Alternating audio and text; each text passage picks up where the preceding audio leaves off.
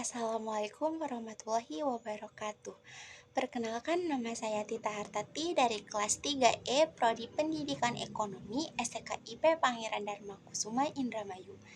Di sini saya akan menjelaskan tentang investigasi dan metode seleksi. Ada 3 alasan karyawan yang tepat, yaitu yang pertama, kinerja, di mana prestasi organisasi bergantung pada bawahan. Yang kedua, biaya.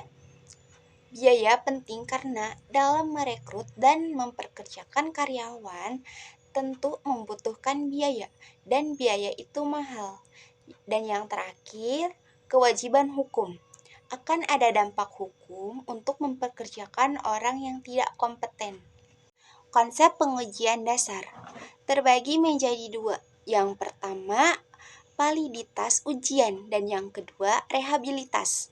Validitas ujian adalah akurasi di mana wawancara dan yang lainnya dapat mengukur apa yang seharusnya diukur atau sesuai dengan fungsi yang telah dirancang. Validitas ujian juga terbagi menjadi beberapa macam. Yang pertama, validitas kriteria. Validitas kriteria adalah validitas yang memperlihatkan pada ujian atau alat prediksi berhubungan dengan prestasi pekerjaan kriteria. Yang kedua, validitas isi adalah yang berisi sampel dari tugas dan keterampilan yang benar-benar dibutuhkan untuk pekerjaan tersebut. Yang terakhir adalah validitas muka. Validitas muka adalah tipe validitas yang paling rendah signifikannya karena hanya berdasarkan pada penilaian selintas mengenai alat ukur. Yang kedua, ada rehabilitas. Rehabilitas adalah karakteristik penting kedua dari ujian dan mengacu pada konsistensi. Rehabilitas sendiri itu adalah konsistensi nilai yang ada pada orang yang sama saat diuji kembali dengan ujian yang sama atau setara. Kemudian ada jenis-jenis ujian. Ada 4 jenis ujian. Yang pertama ada ujian kemampuan kognitif. Terbagi menjadi 2. Yang pertama ada ujian inteligensia atau IQ. Ujian ini bukan hanya mengukur ciri tunggal tetapi kisaran kemampuan termasuk memori, kosakata, kefasihan bicara, dan kemampuan berhitung. Dan yang terakhir ada kemampuan kognitif khusus.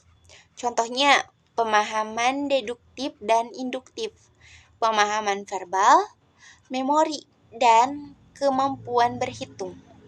Yang kedua ada ujian kemampuan motorik dan fisik.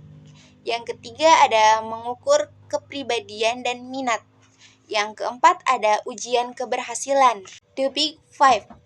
Teori ini diperkenalkan pertama sekali oleh Lewis R. Goldberg pada tahun 1981.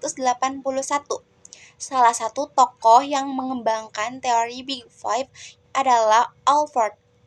Alford melakukan penelitiannya dengan bergantung pada hipotesis lesikal.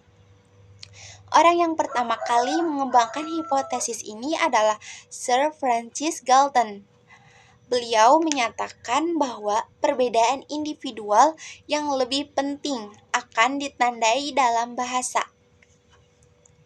Zaman sekarang, trait-trait pada Big Five yang masih berlaku adalah openness atau keterbukaan akan pengalaman baru, di mana menilai usahanya secara proaktif dan penghargaannya terhadap pengalaman demi kepentingannya sendiri.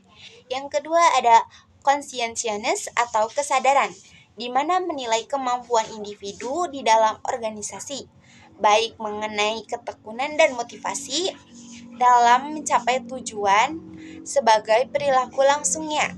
Yang ketiga ada extraversion atau ekstraversi, di mana menilai kualitas dan intensitas interaksi interpersonal, level aktivitasnya, kebutuhan untuk didukung, dan kemampuan untuk berbahagia. Yang keempat ada agreeableness atau keramahan, di mana menilai kualitas orientasi individu dengan kontinum nilai dari lemah lembut sampai antagonis di dalam berpikir, perasaan, dan perilaku. Yang kelima ada neuroticism atau neurotisme adalah menilai kestabilan dan ketidakstabilan emosi. Contoh kerja dan simulasi. Ada 4. Yang pertama, contoh pekerjaan untuk seleksi karyawan. Teknik contoh pekerjaan adalah metode pengujian berdasarkan ukuran prestasi atas tugas pekerjaan dasar yang sebenarnya.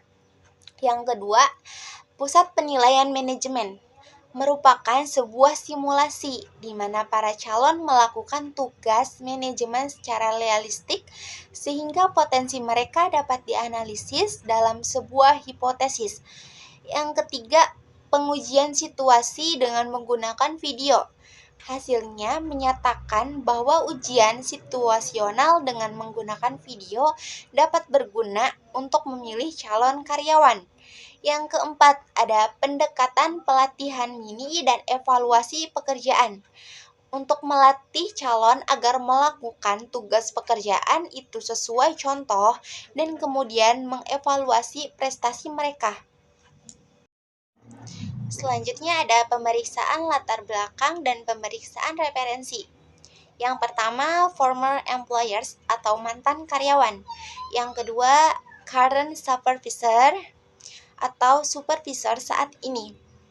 Yang ketiga, commercial credit rating companies atau peringkat kerja komersial perusahaan.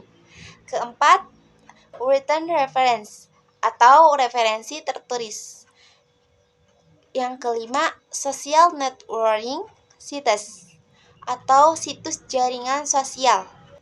Mungkin itu saja yang dapat saya sampaikan. Mohon maaf apabila ada perkataan yang salah ataupun pemahaman materinya. Cukup sekian dan terima kasih. Wassalamualaikum warahmatullahi wabarakatuh.